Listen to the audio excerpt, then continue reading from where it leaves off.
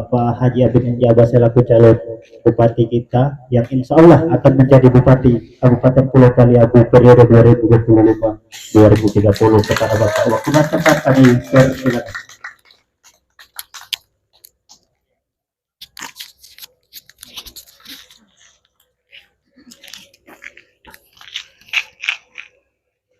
Bismillah.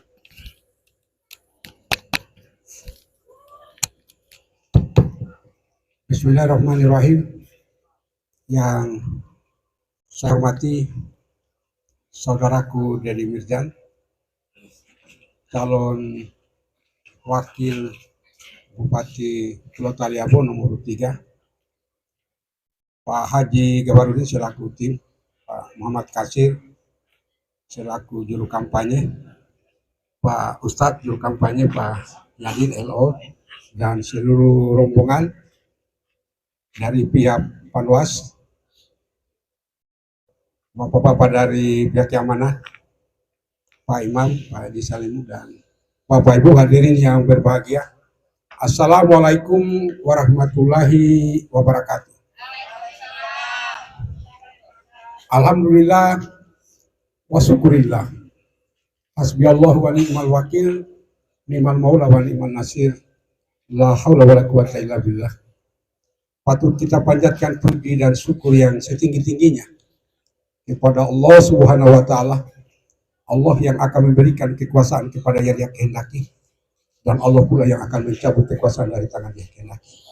Berkat limpahan tauhid dan hidayahnya, pada malam yang berbahagia ini kita dipertemukan di Desa Jomjoga. Mudah-mudahan pertemuan kita pada malam ini merupakan titik awal untuk melakukan perubahan di Pulau Taliabu. Bapak Ibu hadirin yang berbahagia, sebelum saya menyampaikan paparan visi misi apa yang kami akan lakukan setelah kami terpilih menjadi bupati, izinkan saya memperkenalkan diri. Saya Haji Abidin Jabar, sarjana hukum, putra dari Desa Anggele, anaknya Haji Jabar, istri dari Keramat, anak 3. Satu sekarang jadi anggota DPRD Kota Bau-Bau, yang satunya sementara kuliah di Fakultas Kedokteran di Makassar, yang satu masih SMA, 3 anak. Pengalaman pekerjaan saya 3 periode menjadi anggota DPR, 2 periode di Kota Bau-Bau. Di periode awal dan itu periode terakhir adalah kita masih memilih wali kota dipilih oleh DPR. Setelah itu yang terakhir di tahun 2002. Setelah itu diserahkan kepada rakyat. Jadi kami 20 orang anggota Dewan Kota Bau-Bau ketika itu memilih wali kota. Jadi hanya 20 suara yang akan menentukan siapa yang akan menjadi wali kota. Saya hari ini menjadi pengusaha perumahan. Saya bangun BTN.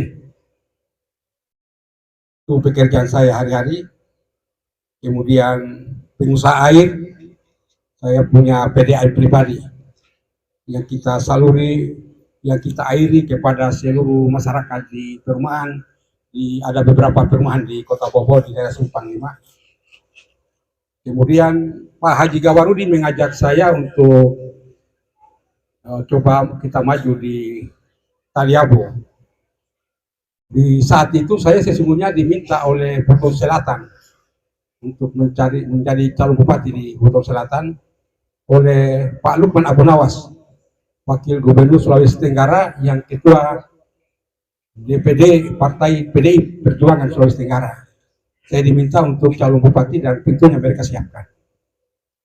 Tapi pada saat yang bersamaan juga saya diminta untuk masuk bertarung di Kota Bau-Bau dan di Wakatobi. Haji Gabarudin dia bilang kalau bisa kasihan itu negeri. Kalau Pak Abidin tidak maju hampir dipastikan tidak ada calon lain. Karena kita sudah lihat bahwa calon-calon lain dipastikan tidak akan ada pintu. Lebih baik Bapak mari ke Taliabu. Saya bilang sesungguhnya dari semua pilihan-pilihan ini saya memilih untuk istirahat karena urus politik ini capek. Saya mau ingin fokus mempersiapkan diri bagaimana kehidupan akhirat. Saya hari-hari dalam 5 tahun terakhir ini saya lebih banyak di masjid. Saya lebih banyak duduk untuk di tengah malam jam 3 saya sudah bangun duduk. Setiap hari Senin, Kamis kita puasa, semua tengah bulan kita puasa. Hari-hari kita mempersiapkan diri untuk menuju perkampungan yang abadi, pengampunan akhirat. Saya kasih tahu Haji Kaharudin, untuk urusan dunia saya anggap sudah cukup. Yang ada saja ini repot untuk bertanggung di hadapan Tuhan. Apalagi kita mau menambah. Jadi cukup. Tetapi dia mendesak dan banyak pihak yang datang kadang sampai dia menangis. Kasihan ini negeri. Mari bantu kami, temani kami kita berjuang.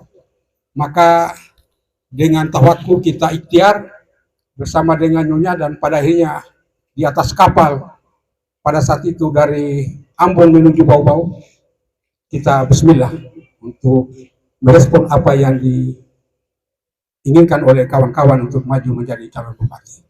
Jadi calon bupati ini bukan saya ambisi, karena kalau kita mau cari duit sesungguhnya jangan calon bupati. Calon bupati ini untuk tempat untuk kita mengabdi.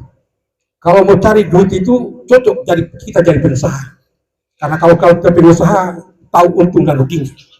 Tapi kalau bupati ini benar-benar mau mengabdi kepada rakyat, karena apa yang kita abdikan kepada rakyat itu akan kita pertanggungjawabkan di hadapan Tuhan. Bapak Ibu hadirin yang berbahagia, kenapa seluruh kawan-kawan tokoh-tokoh masyarakat tokoh masyarakat Taliabu yang ada di luar gelisah terhadap keadaan kita hari ini? Karena Taliabu ini berdasarkan keputusan Presiden nomor 63 tahun 2024 ditetapkan sebagai daerah yang tertinggal. Tahu tertinggal itu? Dia tertinggal itu dia tidak naik kelas. Kenapa dia tidak naik kelas? Karena dia punya rapornya semua dia merah. Kalau rapornya dia merah begini, kemudian kita masih mau lanjutkan, kasihan ini kita punya negeri. Yang akan menentukan masa depannya ini negeri kita. Karena menurut kami negeri ini sesungguhnya sudah sakit parah, sudah kronis penyakitnya, sudah implikasi penyakitnya, komplikasi penyakitnya. Dan tadi sudah dijelaskan oleh LO kami bahwa sumber penyakit yang paling mendasar dan tidak bisa kita akan membangun kalau penyakit ini tidak kita kuburkan. Penyakit pertama adalah pemborosan. Sedikit-sedikit artis. Sedikit-sedikit artis.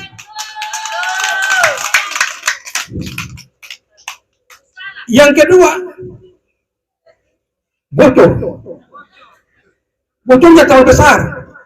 Sehingga setengah mati kita isi, pasti tidak akan ada isinya. Duit yang begitu banyak, dia bilang duit sedikit. Bandingkan saja anggaran untuk jalan dari 10 tahun terakhir ini kurang lebih 800 miliar. 800 miliar itu saya di mana-mana saya bilang kalau itu ditukar dengan uang logam, kemudian kita hambur di sepanjang jalan ini, itu selesai. Apalagi hanya kita berikan aspal atau sistem. Tapi kenapa tidak pernah selesai ini? Karena bocor, karena dia curi, dia rampok.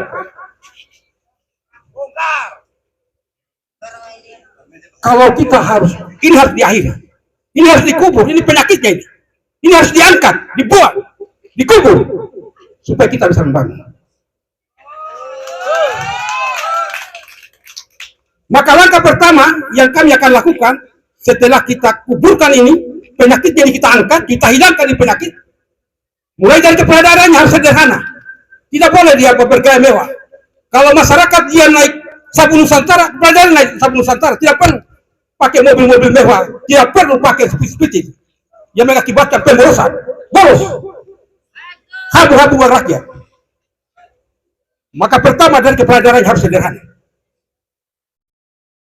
Bapak Ibu hadirin yang berbahagia, maka langkah pertama setelah kita menguburkan ini semua adalah kita akan cepat membangun jalan jembatan keliling Kota Liabu.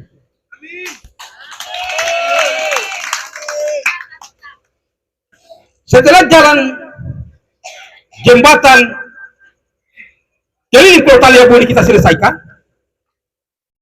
maka kami punya program menyediakan mobil bus yang akan mengantar bapak-bapak untuk silaturahmi dari kampung ke kampung, dari kampung ke pusat ibu kota, naik turun.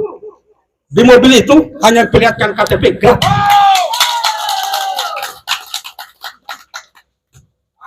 Tidak perlu bayar, karena uangnya pemerintah, mobilnya mobil pemerintah, bahan bakarnya dibeli pemerintah, sopirnya digaji.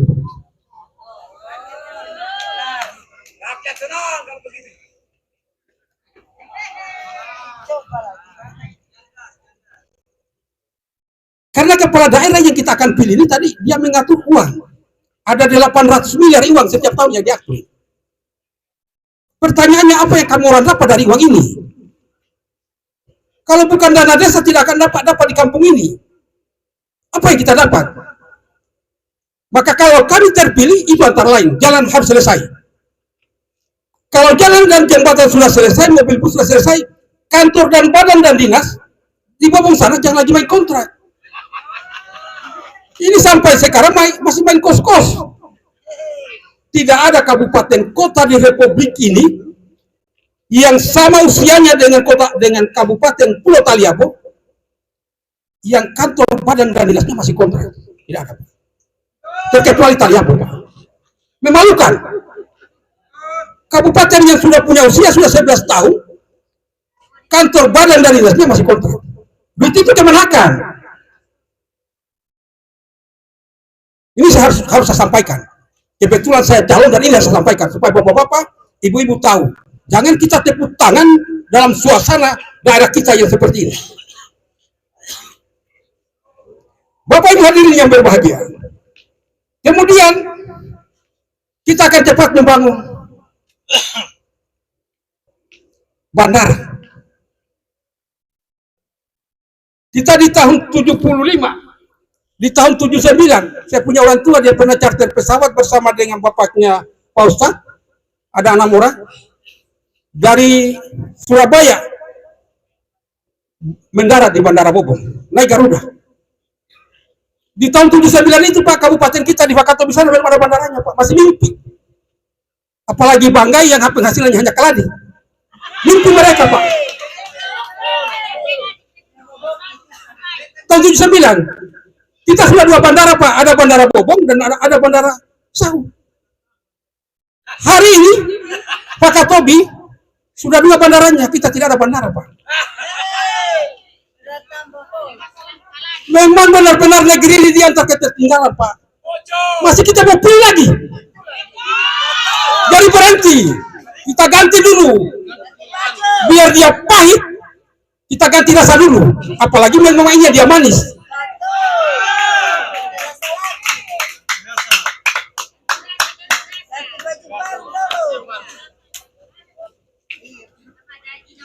Setelah bandara kita selesaikan, tadi Pak Wakil sudah menyinggung bahwa ada program yang kita memberikan kesejahteraan buat masyarakat, meningkatkan perekonomian masyarakat. Kita mengalokasikan anggaran dari 800 miliar itu kita tarik untuk bagaimana masyarakat mendapatkan kegiatan ekonomi, kegiatan usaha, maka kita mengalokasikan anggaran 1 miliar 1 desa. Untuk apa yang 1 miliar saja? Untuk usaha. Tadi sudah disinggung, ada usaha, mau usaha rokok, mau usaha dagang, mau usaha apa, silakan. Tapi itu akan kita melakukan studi kelayakannya. Studi kelayakannya apa yang dilihat? Studi kelayakannya dilihat. Kalau hasilnya banyak, mau dijual di mana? Kita tidak lagi bicara mau jual di Luhut. Kita tidak bicara lagi jual di Bitung, tidak. Kita sudah akan buka lembaran baru, membuka pasar global. Kita sudah akan ekspor.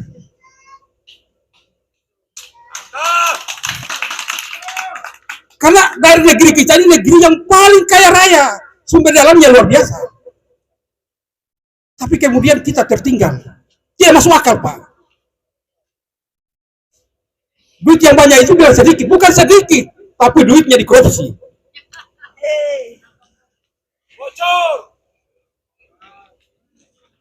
Bapak Ibu hadirin yang berbahagia, buat pegawai negeri sipil P3K, kami mengalokasikan anggaran, artinya ada penambahan penghasilan buat pegawai negeri sipil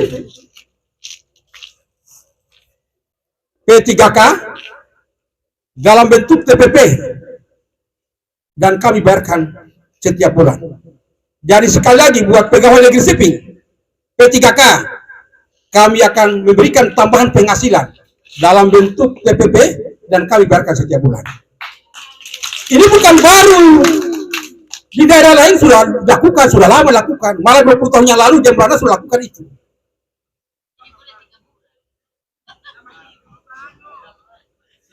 Apalagi pegawai negeri kita ini kan baru hanya 1.000 lebih, Pak. Hanya 1.000, kurang lebih 1.600 pegawai negeri kita ini.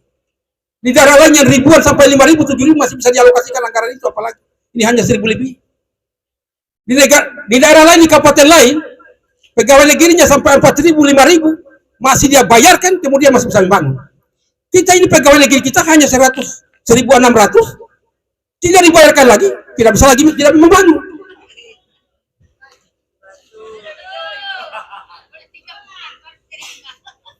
Bapak Ibu hadirin yang berbahagia, juga kepada para kepala desa, para perangkatnya, para imam dan para pendeta, kami akan tambah gajinya. Dan kami bayarkan setiap bulan.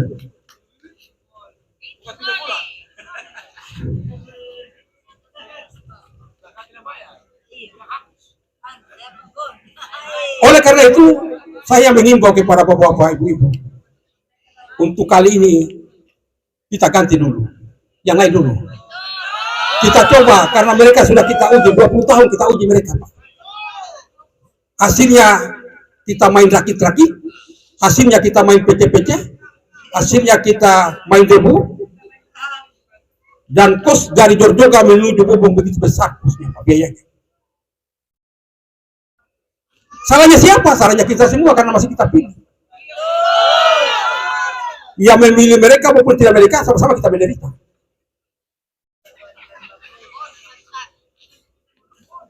Jadi untuk kali ini kita ganti dulu, Pak. Kita ganti rasa dulu, Pak. Kalau saya dengan Pak Dedi, kalian bisa tak sambung.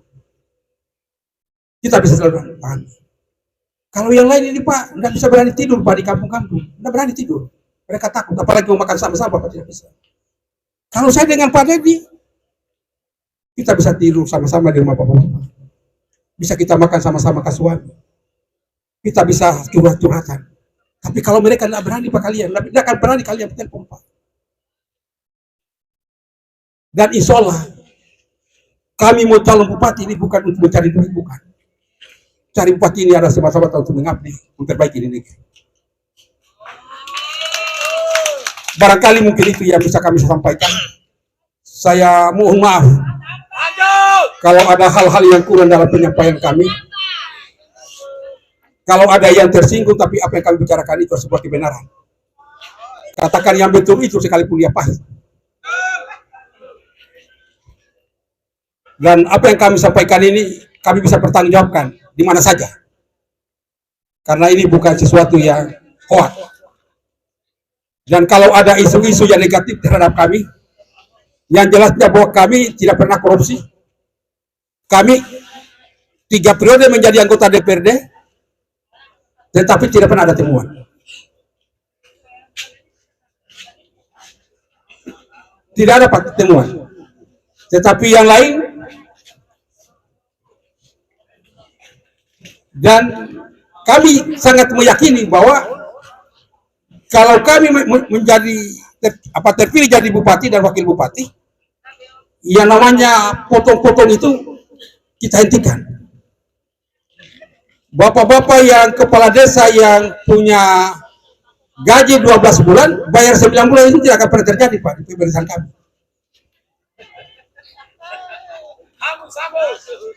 Ini yang sudah di dalam piringnya, Pak, ini sudah di piringnya kepala desa ini. Atau aparatnya ini, masih diambil lagi, Pak. Apalagi yang di tempat lain. Satu contoh yang saya bisa perlihatkan, jalan dari Salati menuju Gledeh atau jalan dari Beringin menuju Gele, menuju Salati itu 6 miliar anggarannya. 6 miliar anggarannya, Pak. Dari Gele menuju Gledeh itu 12 miliar anggarannya. Ya, 16 miliar anggarannya. Duitnya sudah dicairkan, proyeknya tidak dikerjakan. Dan kasus ini bukan hanya di situ, banyak. Tapi mungkin tidak cukup, karena kalau kita cerita itu 1 malam tidak akan selesai. Karena terlalu banyak. Bagaimana yang di pantai selatan? Bagaimana yang di pantai timur? Barangkali mungkin itu yang bisa kami sampaikan. Lebih dan kurangnya mohon dimaafkan. Assalamualaikum warahmatullahi wabarakatuh.